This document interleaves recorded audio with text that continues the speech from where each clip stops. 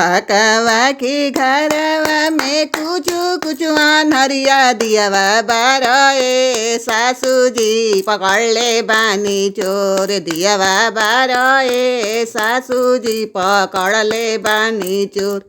सास उठली दियावा बरली हो गईले अंजोर होय होय हो गईले अंजोर ई का कैलू ए बहुआ बबुआ हावे मोर ई का कैलू ए बहुआ बबुआ हावे मोर।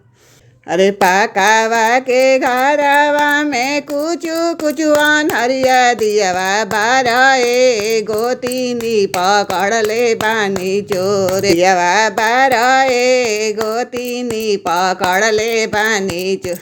गोतिने उठली दियावा बरली हो गईले अंजोर होय होय हो गईले अंजोर ई का कैलू ए गोतिनी देवर हवे मोर ई का कैलू ए गोतिनी देवर हवे मोर।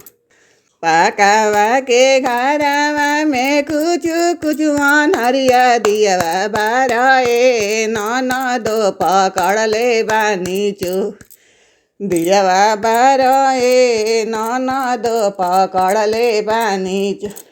ननद उठली दियावा बरली हो गईले अंजोर होय होय हो गईले अंजोर।